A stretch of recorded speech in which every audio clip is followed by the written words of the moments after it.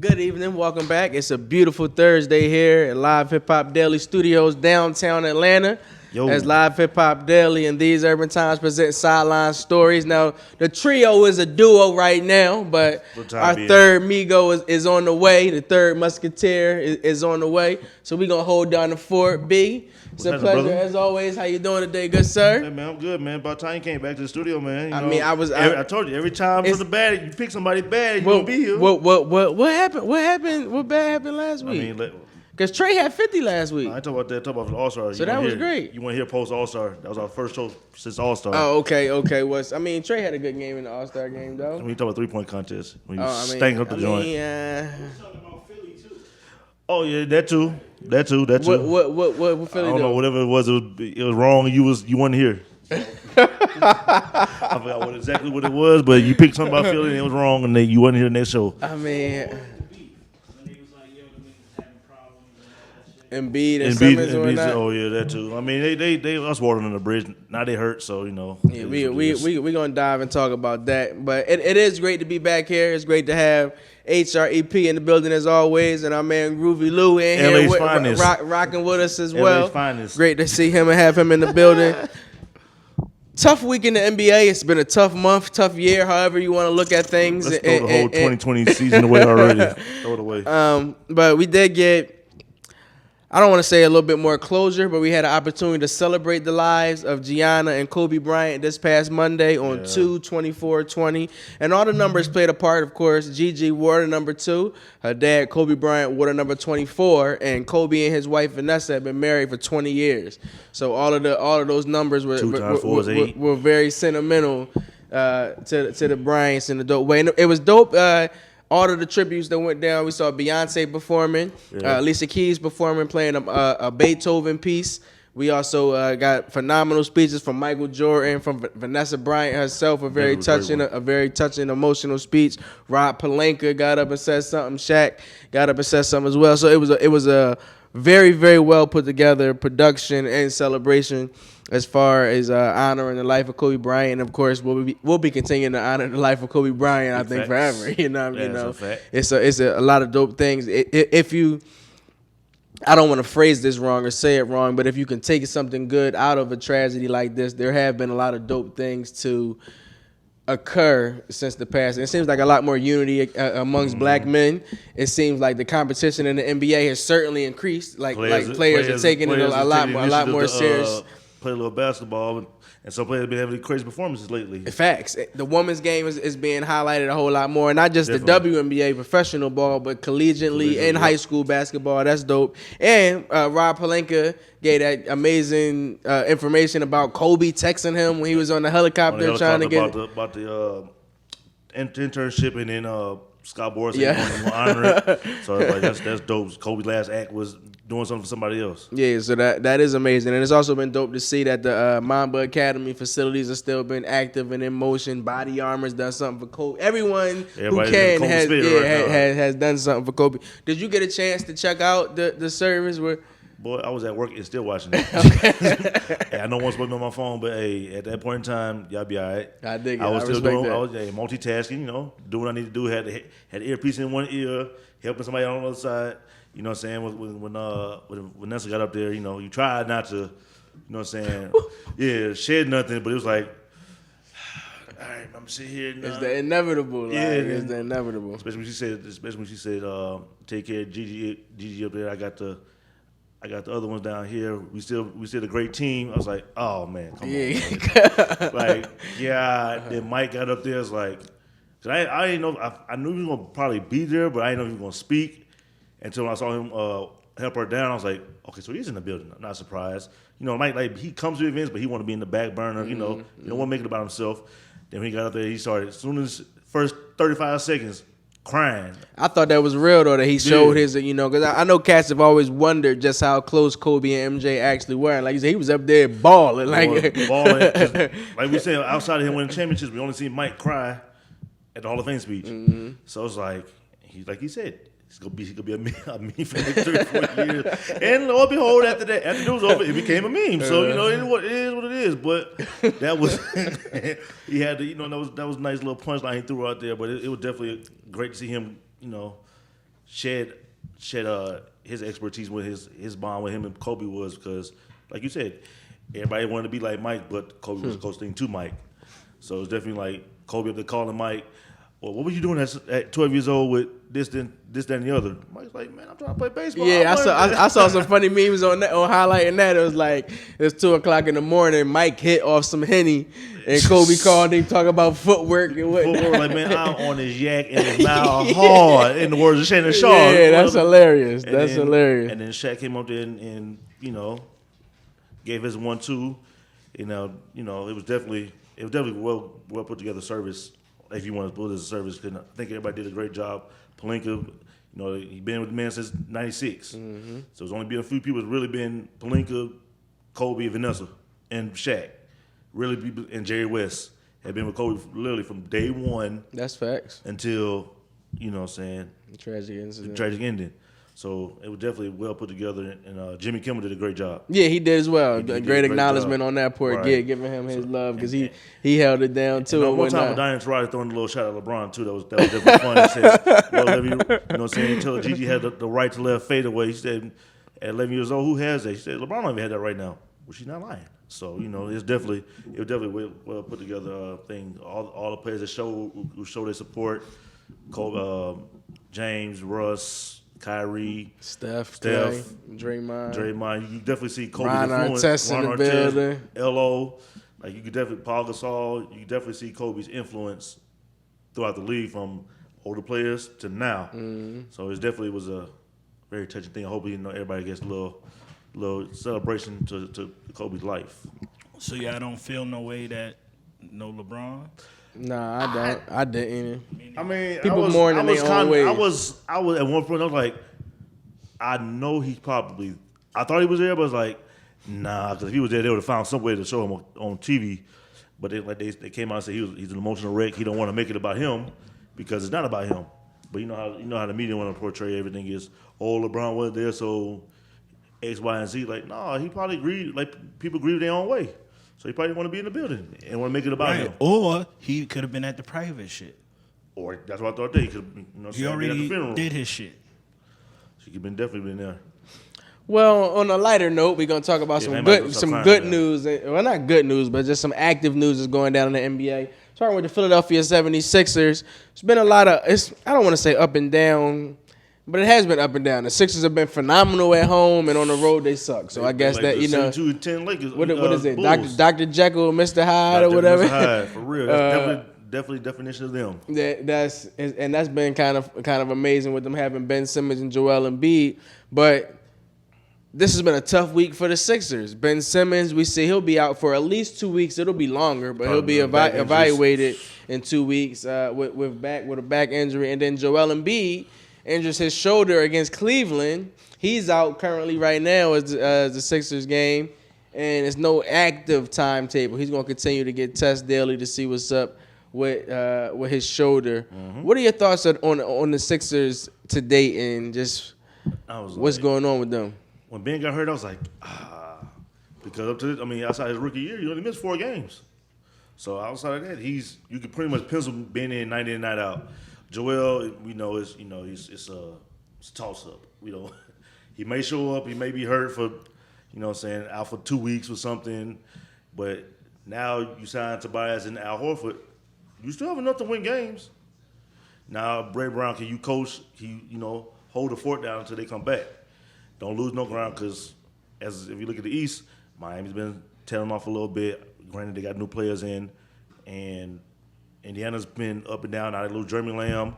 So you still could, probably creep up to get that home court advantage. Because that's what y'all definitely need home court advantage. If you start in the 5 seed, y'all going home in the first round. So we definitely know how that goes. That's a very fair point. I'm glad that you highlighted that because the Sixers have to find a way to keep the fort going and whatnot. I think you still got Alex Burke. You need him to step up now. Mike Scott, I don't know if my dog fell out of the rotation. I don't know what happened. If he in Brett Brown doghouse, I don't know what he got going on. But now this Mike time he could step up. Let my dog get some minutes and let him do his thing. So you got, like you said, you still have players who go out there and get you some wins. Josh Richardson needs to step up. He needs to step up. He called the team out the other day, said they need to play with more heart. So Exactly. he need to step up and do something then as well. I mean, them your boys. We'll see what they do. We shall see what they do. But down in the bayou, a place that you're very familiar with, Louisiana, it's a young man from South Carolina who's literally taking the league by storm, meeting high expectations right now. He's meeting very high expectations, and then the only time I thought we would actually see a pelican fly was when Scarface was talking about it. But on a nightly basis right now, we're seeing this young pelican fly, not only just at the Smoothie King Center, but across different arenas in the NBA. And there's been a lot of chatter, a lot of hoopla, although Zion has just recently got into the lineup and has gotten into the flow of things. He's already exceeding records with, I believe, 10 or something, 20-point games. Yeah, but now I think now is 9 or 10, one or the other, with 20 and 8 or whatever it is he's averaging. I mean, hey, Young man is putting up great numbers. So, no. is it legitimate? The argument is being made for him to be in that Rookie of the Year race, and the Pelicans are slowly but surely creeping to that 8 seed. So are you gonna be mad when they give him that Rookie of the Year trophy? You know they want to. It's called Rookie of the Year, not Rookie from January on. I mean, that was your argument with Trey last year, and I wasn't buying it. Yeah, I mean, Trey got assaulted though. He got robbed. He should have been the Rookie of the Year, but that's neither here nor there. We see that in his actions right now this season. You know what I'm saying? How? And look at that 21 triple. We're not having that conversation right now today. Okay, we see who team is better. We see who's in the 6th seed, who's not in the playoffs right now. Okay, 17 wins to 35. It's not fair that they doing that, because who's to say if Zion played the whole year and it's playoff time and they start creeping down because he's tired or whatever? They doing Ja dirty. I mean, they may be, but. And also Ja's players, two of his top players are hurt right now. Now you got Brandon Clark out and Jaren Jackson. So now the narrative is being shifted. It is. I mean, we know how the narrative is, but it's also perfect time for Portland to go ahead and they in the 9th spot. So I think they 3 games. Portland comes to town Saturday night. Yeah.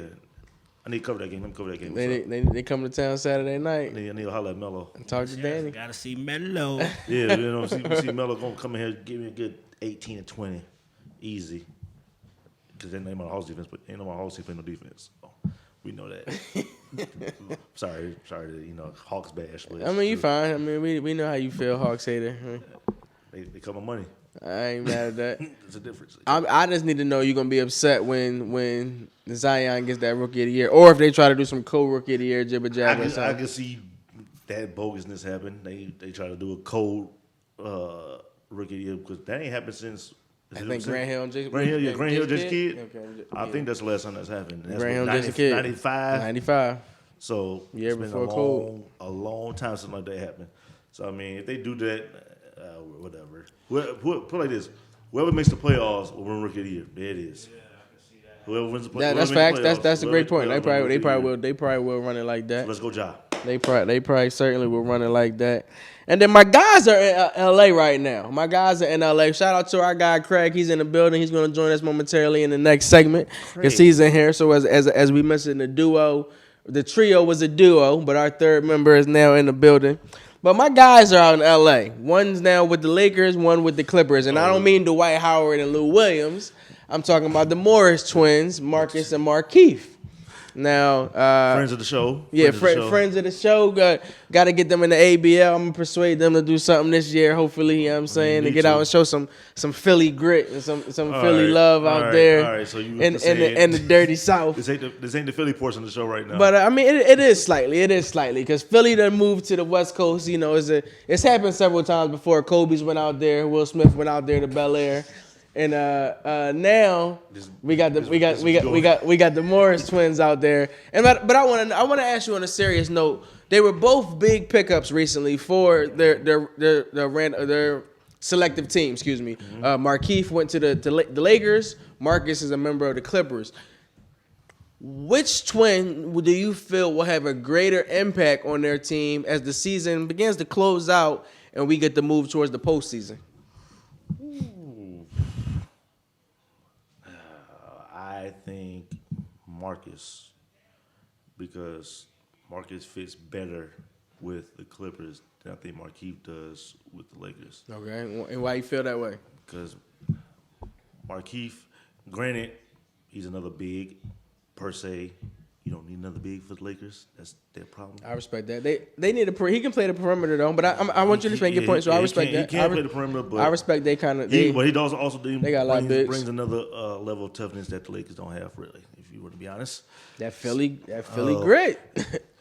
Okay, so you know what I'm saying? You acknowledge the toughness is that Philly grit from the Worcester playground, Uptown, Germantown, Philly. What up? See what What up? Exactly. You better write a whole freestyle right now. Meek, go ahead. I might just have to.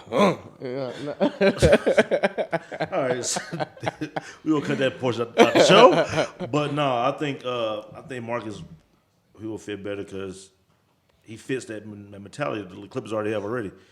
They have a bunch of dogs. It takes over everything. there. I dig it. They got a bunch of dogs, and he's a dog, and he could get you 25. Maybe a 30 piece. He was balling when he was in New York, so he was being their closer. So he doesn't really need the ball per se. Well, neither one of them need the ball to be effective. But I think Marcus' offensive game, they play the same. His game could fit a little bit better with the Clippers, in my per se. I thought the Clippers should have signed both of them, me personally. Okay. But I also see the Lakers try to do other than just try to get somebody else from Philly, which I don't think they should do that. But Deion Waiters. I mean, we'll see how they go. They had a meeting Tuesday, I believe, wasn't it? I think it's March. Next Tuesday coming up. Okay, the second. Yeah, and we know why, because Rob Lincoln was Deion's agent. And so, all right, G. Lou don't look too happy about that either. None of y'all. I mean, we'll see. Get the young brother a job. J.R. Smith wants a job. He said he's better than 85% of the league right now. That's a fact. He was in L.A. Exactly. See, that's a fact. J.R.'s better than 85% bums in the league. I watched Memphis play yesterday. I didn't know half the people. Let's go with 70. 85 is kind of high. Yeah, I was thinking that. I was waiting. I might give it. I might do you one better and give you like 67. 67? There's a lot of people. You said 10? Oh, you just being disrespectful now, okay? We're trying to get him on the show. We're trying to get him on the show. We're trying to get my dog on the show. No, there really is there's a lot of people that's. It's not 85 though. That was outlandish. Hey man. He talking like he mellow. Yeah, he was talking like he was Henny Smith at that moment. Like, hey man, hey. I'm trying to get my dog on the show. All right. He can still come on. He come on, yo. He can still come on. All right, man. all right. Let's say. All right, let's say we go 70. Okay, cool. Yeah, 70. we give him a cool 70. 70. I mean, there's a lot of terrible NBA players that's really playing right now. There are a few young terrible NBA players, but go look at that Memphis roster that we just saw. That all we got to do is go. Hey, come on, man! Don't. If George Hill made the free throw, we would never be in this situation. George Hill's fault. Blame him. Oh, damn. He missed the free throw. JR never got the rebound and went back the other way. Gotta know the moment. So I can't give him 85. I'm going to go with 70, though. I'll go 70. I'm going to go with 70. That's fine. That's cool. And before we close out our basketball portion of tonight, we'll continue to talk about NBA royalty and come back over here to the East Coast and that team up 95 in Boston, in Beantown, as they say, and the Boston Red Sox, the Boston Celtics. The young brother from St. Louis is looking phenomenal. I don't know what the former Duke Blue Devil, Jayson Tatum. Year 3 for Jayson Tatum. Maybe his growth was stunted slightly with Uncle Drew on his team, just because of Uncle Drew being so ball dominant. But we're seeing young Tatum kind of evolve into elite status and possibly superstar status if he can continue this up into the postseason. What are your thoughts of Tatum's recent streak? He's had over 30, I believe, in 4 straight games, and he's been the closer. He's been handling his business. He almost was able to pull out a win against a very tough Los Angeles Lakers team last Sunday on ABC. What are your thoughts on what Tatum is doing in his first All-Star season? He's showing us that Boston has, once again, another superstar in the making. So I'm going to throw a name out that people may not be between him and Jalen. What they remind me of. Okay. A young Antoine Walker and Paul Pierce. In the sense of Paul Pierce is they both kind of game not the same. They game kind of similar in the sense they don't move fast. They footwork is amazing. Their mid range game is crazy. In Jayson Tatum and Paul Pierce, and they get buckets because you seen Jayson Tatum had 37 or 41 against the Lakers, and then 34 last night. He's kind of taking that Paul Pierce, next I think step. he had better score than Paul Pierce though. Paul Pierce was underrated. Paul Pierce was a bad boy. He was slightly underrated, but Jayson Tatum he's a little more polished. I think. I can see I think he's a little more polished. As you were talking about, like the footwork and things. Tatum, just to be so young, his game is so polished but already. Them two kind of remind me of young Antoine and young Okay. in the sense of the wings, and they have great wings in Boston's legacy. Jalen's finally coming on, taking a defensive role and playing, getting his buckets as well. So they definitely have a nice 1-2 punch. They just need Kimber to get healthy, and they can make a little noise. And Gordon Hayward, if you get anything out of him, Well, I'm gonna give our guy Mecca some love. He does Cast Color Cannabis every Tuesday night here at Live Hip Hop Daily. We were talking off air from him doing his show. He's a Boston native. He's a big Boston Celtics fan, and we were talking and just talking a little basketball, NBA talk, and he mentioned the Celtics. Of course, he had the Celtics coming out of the East, and he threw out there though a scenario where he was like, if Gordon Hayward would just accept the role as a sixth man. And when he said, I say, you know what, yo, I got to give you some. That was a hell of a, that's really what happened. I don't want to say that's really what stunted Jalen and Jason's growth last year. I don't think it was more or less Kyrie. I think as soon as Gordon came back from injury, you threw him right back in the starting lineup, and then you take Jalen and put him on the bench, and then now these two just took you to the Eastern Conference Finals. Mm-hmm. And now we know Gordon is Brad Stevens' boy. That's the reason why he got the job, if you want to be honest. Yeah, that's fact. So you helped your boy out, and now and he's a $100 million man, the Great White Hope, and you put him back in the starting lineup. So I don't want to say more so, like you said, it was Kyrie's stunting that growth. I think it was the whole turmoil of putting throwing Hayward back out there. And he wasn't really healthy last year. And this year he's getting back to form, but he just take the role of being the sixth man. And you could go with the lineup with Kemba, Jalen, Marcus Smart, Jayson Tatum, and Tice. And then you have a nice little five right there. And you could have Gordon come off the bench. Yeah, that wasn't bad. Shout out to Mecca once again when he like I said, when he threw that, I'm like, damn, that's a hell of a strategy right there. Like he was chilling with Brad Stevens or something.